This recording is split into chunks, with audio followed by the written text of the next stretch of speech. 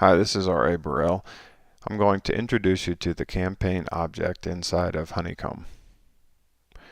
The importance of campaigns is that it allows us to use reporting and optimize our marketing efforts over time. After you see how to set up a campaign and the importance of the detail inside of a campaign, you'll want to use media placements to start driving traffic to the campaign and execute the campaign and measure the performance over time. You'll see what that looks like in a minute.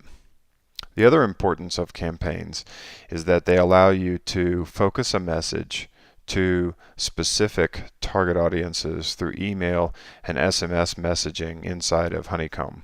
So as we collect people in a campaign and convert them into a campaign, we can send specific messages, customized messages, personalized messages to the members of that campaign. So the campaign object can be found under the Advertising and Media app in the upper right hand corner. When I go to the Campaigns tab, I'll see a couple of things. I'll see any of the campaigns that have recently been accessed in this area.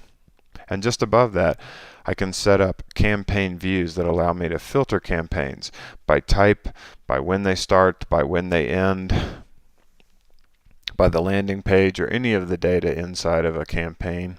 I can filter that to quickly get to the campaigns that I need to work with.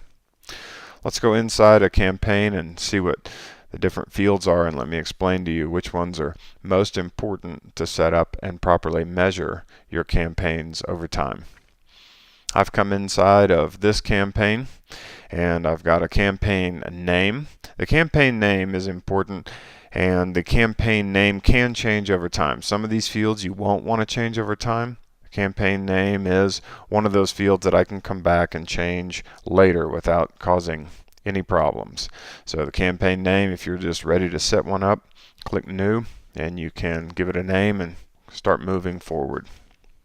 The active field is similar to the status drop-down field.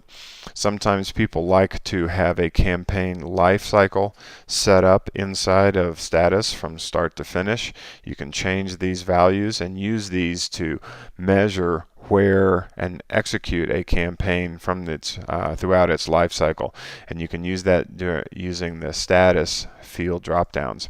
The active checkbox often allows us to filter the campaigns that show up inside of lookups when we're working with the data in Honeycomb. Over time, you may have dozens of campaigns, and each of those lookup fields could be populated with all the campaigns, but they're mostly filtered by the active campaign. So when you're creating a email to go out to the campaign members, when you're setting up a report or associating a lead with a campaign, or finding media placements and putting those media placements underneath a campaign, you may or may not see a campaign depending upon the active checkbox. So you'll want to make sure that if you're not finding a campaign, you can use the campaign list or the keyword search inside of Honeycomb to find that campaign, set it to active, and it should show up inside those other lookup fields. You can also give it a type. Often this is set up by the medium. However, you may want to change your type dependent upon other criteria for how you want to organize your marketing objectives into campaigns. If you're not sure, go ahead and set it to advertisement or none and move forward. But we often will use reporting to look at the type of campaigns like engage versus convert, or branding to measure the reporting. You could imagine that if a campaign was just for branding, just to get your name out there and increase awareness to the target audience, that type of reporting would be different than an engage and convert. And this is where you would set that up. And again, those values in the drop-down can be changed for your specific needs. The start date and end date are important. It shows when a campaign is going to start and end. The budgeted cost and actual cost are often the same. The budgeted cost is most commonly the field that is used in reporting to perform calculations like cost per lead or return on investment or return on ad spend. So you will definitely want to use the budgeted cost field. If you know the actual cost, go ahead and put it in. Sometimes we will run reports that show the actual to budgeted so that we can see where we are on the spend and update this from time to time. Although most of the reports that are already in Honeycomb are based their analysis on the budgeted cost. So you'll definitely want to have a value in the budgeted cost field. Each campaign can have a parent. That may be important. For instance, if you have a email bulk releases that are going to go out, that can be one parent campaign with each email release after that each month, May, June, July, a child campaign with its parent being the email campaign. Why would you want to do that? The reason you'd want to do that is it allows you to see how your email overall is working when you report at the parent level.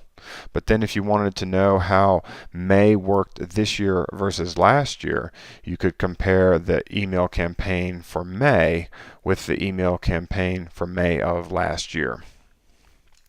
Over on the right hand side, we've got several fields that are showing how the leads are currently running for this campaign.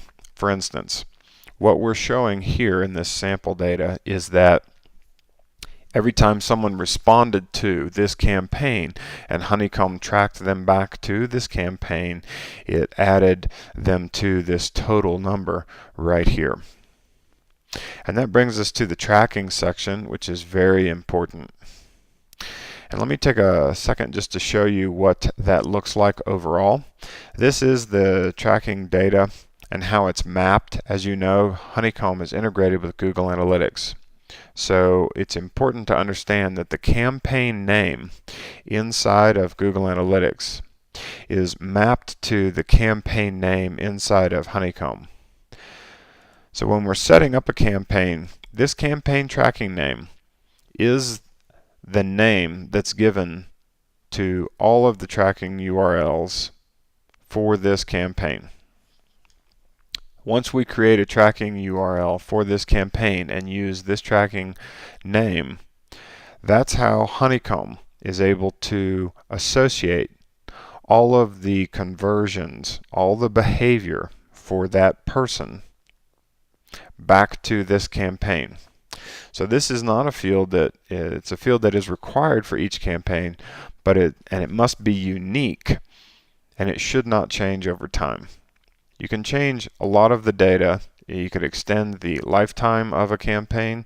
You could change the campaign name, but this tracking name shouldn't change. As you could imagine, if you were to put that tracking name inside a link on TripAdvisor, if you change that campaign tracking name a month later and someone converts, Honeycomb can't find the person, the campaign to match that to, and will put it in the default campaign. So again, this campaign tracking name shouldn't change over time. As we go down the page inside the campaign detail, we'll see a couple of things that are important in understanding how campaigns work. And that's these two sections. Inside of this section is called Campaign Members. Campaign members is everyone who has been associated with this campaign. In other words, they've converted, and Honeycomb knew that the reason they converted was this campaign. That could be email, it could be whatever. You'll see a short list here. If you wanted to go and see the rest of the list, you could click on this link. There's a better way to get at what are these members, who are they, what have they done when they converted. I'll show you what that looks like in a minute under reporting. The next section directly below that, and your layout may be customized and look a little bit different, but there should be another section in there called behaviors. Behaviors are all the things that those people have done inside of all the campaign members, everything that they have done. So for instance, in this campaign we have a lot of campaign members who are leads, and that's appropriate, and they have requested more information. And that's just the data that's shown here. If they produced a reservation from this campaign, if they had a phone call that was logged, they would be associated back with this campaign.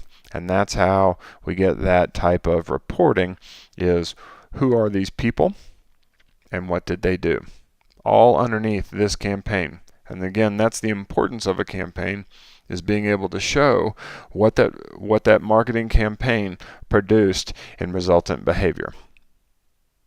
There are a couple other sections that are important to note. Underneath this campaign, we've got a couple media placements. You can see that the media placements are what we would be using to get inside of and produce the traffic for this campaign. And we can also go in and enter in manually any traffic that's related to the campaign. A manual entry of traffic might be needed if we can't get circulation on a publication, or we can't get the traffic to a specific page. Like if this is a campaign that's all about Facebook, and Facebook doesn't have a Google Analytics integration set up in your account, you could come in if you wanted to and manually enter in the traffic related to that campaign to get an idea of how the campaign was performing. So now I'm going to go over and show you some of the reporting inside of campaigns to see the payoff of these efforts. In this report, we've got several campaigns that have been set up. They've got a budgeted amount inside of the campaign detail, and that allows us to look at our average cost per conversion, our cost per acquisition, and determines how well those marketing efforts are working.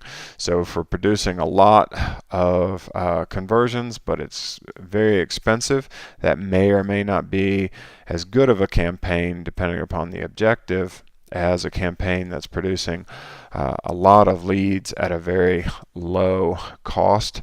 And then, of course, there's another way to look at that, which is for each one of those leads, what's the quality of that lead? And you can run a separate report that would show how much behavior is working from behind each lead over its lifetime.